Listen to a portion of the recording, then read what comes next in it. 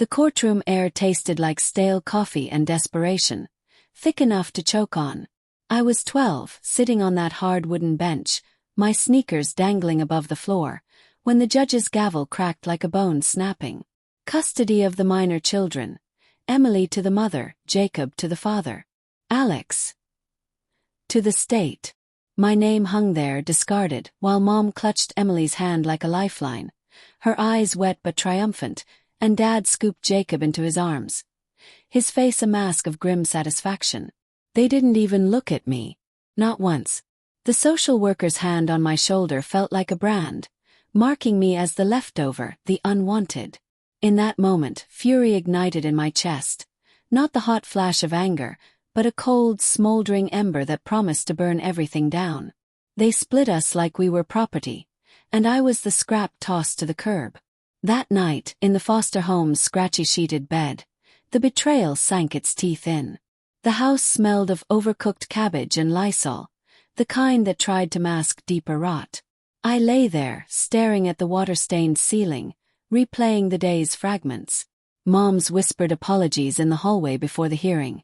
"It's for the best, Alex. You'll understand someday." Understand. She chose Emily because my sister was the easy one, the pretty doll who never argued, never questioned. Dad picked Jacob, the boy who idolized him, the heir to his crumbling construction empire. Me. I was the middle child, the loud one, the kid who saw through their bullshit, the affairs, the screaming matches, the way they'd weaponize us against each other. They abandoned me because I was the mirror they couldn't stand to look into. Resentment coiled in my gut like a living thing, twisting tighter with every foster placement.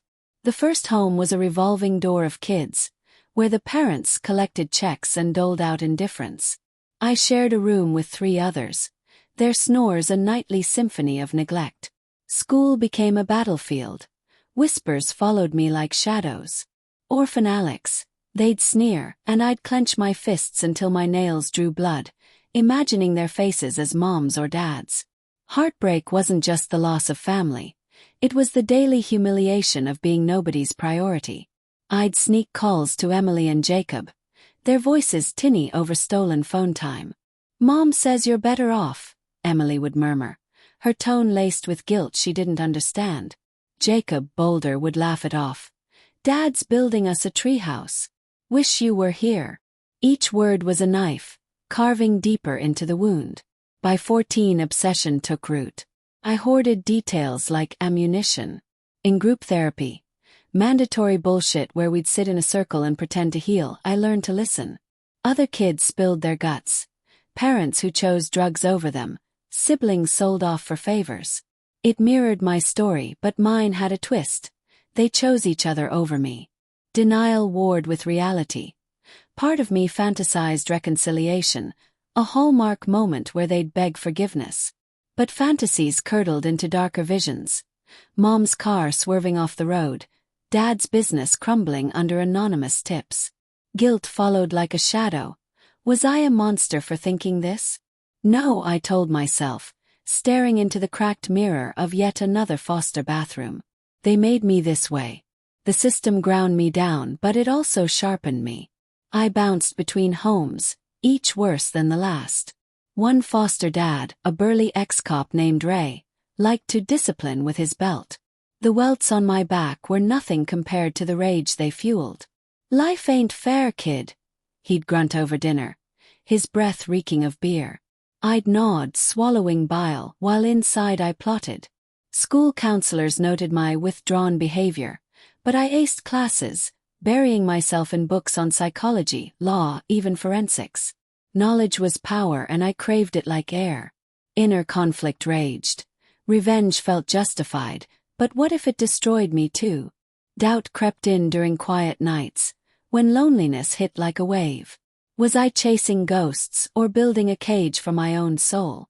At 16, a breakthrough or breakdown. I ran away, hitchhiking to Mom's new suburb, the kind with manicured lawns and fake smiles. Hiding in the bushes across from her colonial-style house, I watched through rain-streaked binoculars I'd swiped from a thrift store. Emily, now a poised teen, laughed as Mom braided her hair on the porch. The scent of fresh-cut grass mixed with my sweat-soaked fear. Heart pounding, I approached under cover of dusk. "Alex!"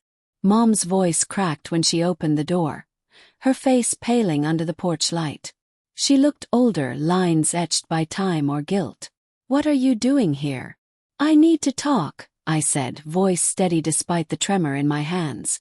Inside, the house smelled of vanilla candles and stability, everything I'd lost. Emily hovered in the kitchen, eyes wide. "Why did you do it?" I demanded, words tumbling out like accusations. Mom sighed, sinking into a plush armchair. "Your father and I. It was toxic. We couldn't agree on all three. The judge decided." "Bullshit." My voice rose, raw with years of suppression. "You fought for Emily. Dad for Jacob. No one fought for me." Tears burned my eyes, but I blinked them back. Humiliation surged. Here I was, begging for scraps. Mom's eyes softened, but her words were steel. "You were always so independent, Alex. We thought you'd thrive." "Liar." It was code for troublesome. Emily interjected, voice small. "I miss you. Mom says we can visit now."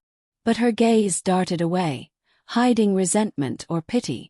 The conversation unraveled into awkward silences, suppressed rage bubbling under polite exchanges. I left with empty promises, the door clicking shut like a final rejection. Back in the system, cold resolve hardened. I stopped running, started planning.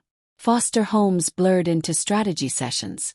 I'd lie awake, mapping their lives from afar, social media glimpses, overheard gossip from rare family calls. Dad remarried, a younger woman who doted on Jacob. Mom dated sporadically, Emily her shadow. They moved on while I festered. Moral conflict gnawed. Revenge might make me like them, discardable. But obsession won. Subtle hints emerged. Anonymous emails to Dad's clients about irregularities in his books, whispers to Mom's boss about her unstable home life. Nothing traceable, just seeds of doubt. Tension built slowly, like a storm gathering. 18 brought emancipation, a dingy apartment, and minimum wage drudgery. Freedom tasted bitter, laced with isolation. I'd stare at the peeling wallpaper, fingers tracing scars from Ray's belt, resentment morphing into purpose. Fantasies evolved. Not violence but ruin. Bankrupt Dad's pride, expose Mom's facade. Guilt flickered. Emily and Jacob were innocents, but they benefited from my erasure. Inner thoughts fractured. Am I the villain now? No, justice demanded balance. The pursuit began in earnest. Quiet calculations in coffee-stained notebooks. Phone calls to old acquaintances. Digging for dirt. Suspense simmered. Every step forward laced with fear of discovery. One night, a call from Jacob shattered the calm. "Alex. It's me." His voice, deeper now, carried urgency. "Dad's in trouble. Some audit. He thinks it's you." My heart raced, palms slick. Why would I? I feigned innocence, but doubt crept in. Had I gone too far? He hesitated. "Just stop, okay? We're family." The words stung like salt in a wound. Hanging up, I paced the creaky floorboards, atmosphere heavy with unspoken threats. Resolve wavered, then solidified. They decided my fate. Now I'd decide theirs. The warehouse loomed like a forgotten tomb, its rusted doors groaning under the weight of midnight wind. I stood in the shadows, heart hammering against my ribs, clutching the envelope that could unravel everything. It was 2 years post-emancipation, and the slow burn had ignited. Inside, forged documents proving Dad's embezzlement, half real, half my invention, pieced from scraps I'd gathered. The air reeked of oil and decay, a fitting stage for betrayal's encore. Fury propelled me here, but fear clawed at the edges. What if this backfired? Moral grayness enveloped me. I wasn't a killer but a destroyer. Poetic justice, or petty vengeance, started subtly as planned. After Jacob's call, I dialed back my overt sabotage, opting for whispers.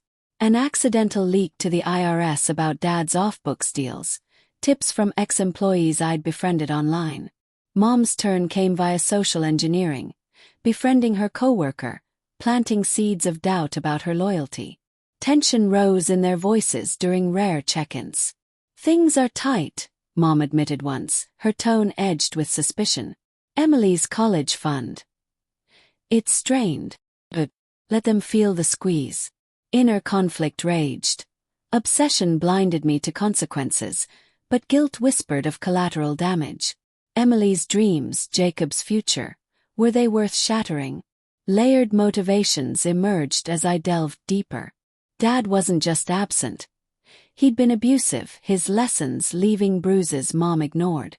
She, in turn, played victim while manipulating courts. But they had redeeming shards. Dad coached Jacob's little league. Mom volunteered at Emily's school. Complexity humanized them, making revenge bittersweet. Doubt plagued me. Was I avenging or escalating? Fantasies shifted from ruin to confrontation, a cathartic unmasking. The turning point. A family reunion ploy. I mailed invitations, neutral ground, a park picnic to heal. Suspense built in the weeks leading.